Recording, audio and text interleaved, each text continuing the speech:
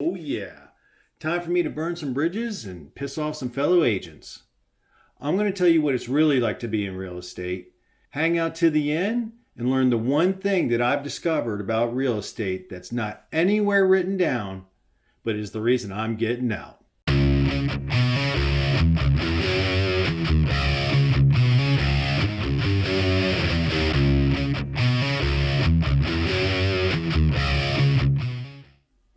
So welcome to the vlog. I'm Ray Jeffis, and it is a nasty day outside. It's something like 50 something degrees. Well, hold on, what?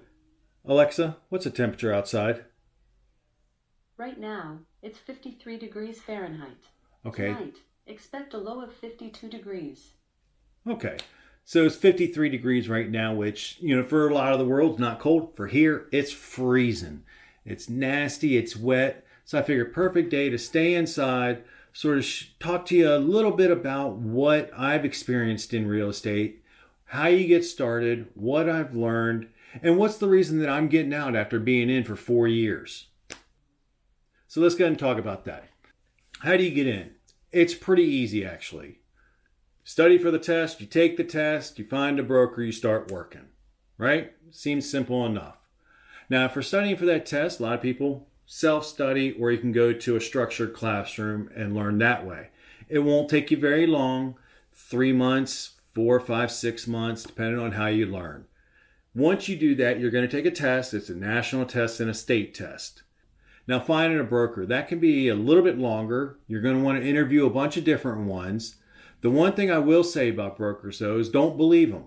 They all have one thing in mind: get you to be their agent to make money for them.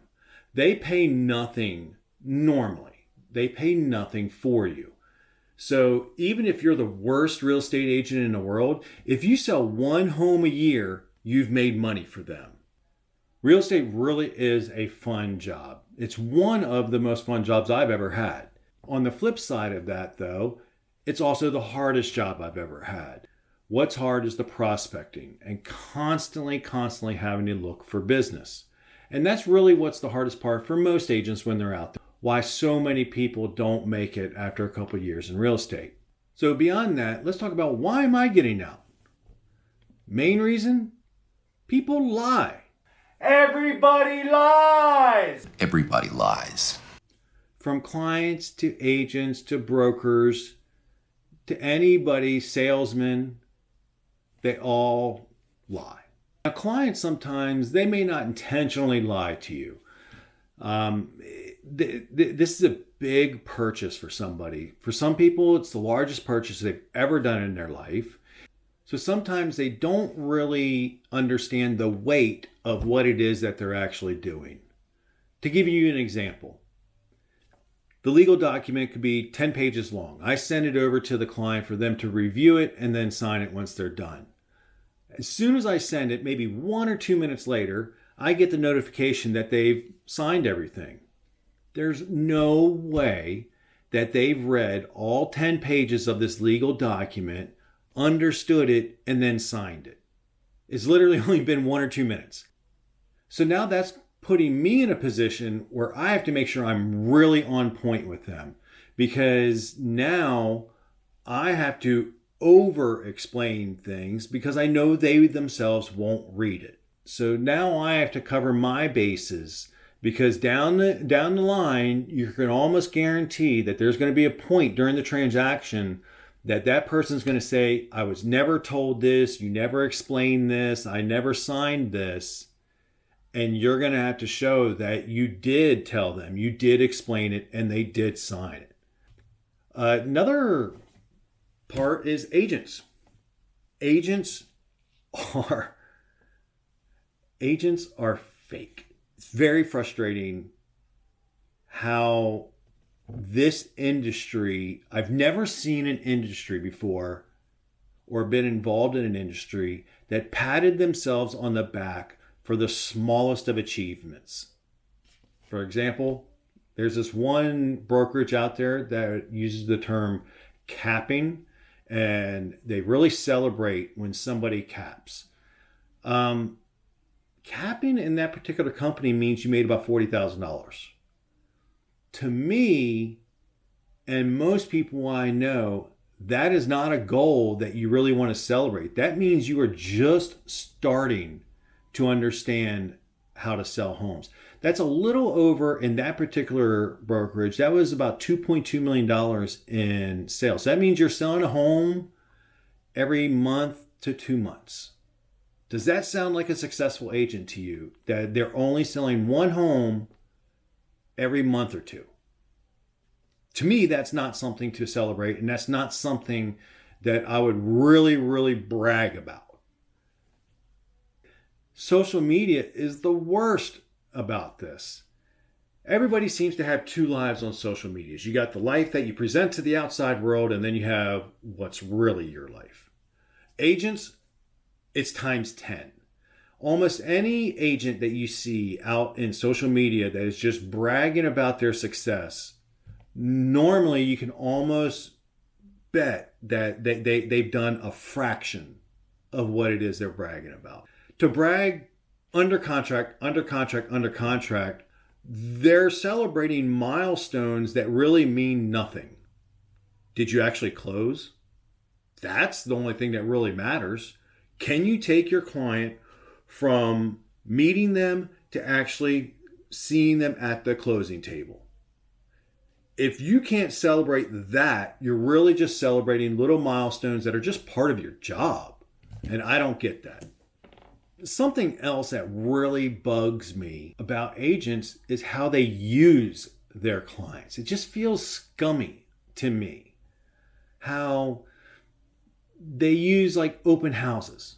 And they'll brag and say open houses is what you have to do when they're doing their listing agents. This is how we're going to sell your home. They're not truthful to their clients. You don't sell homes via open houses. Open houses are for the agents. The agents are using their listing as a networking opportunity to hopefully pick up more clients. That's it. That's why agents do open houses. It's not to sell the home, it's to get clients.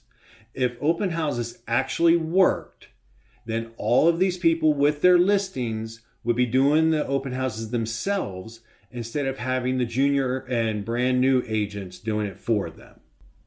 The other thing that drives me crazy is how they would always take pictures of their clients, like at closing. They're at the table, closing table, signing the paperwork, or right before they leave.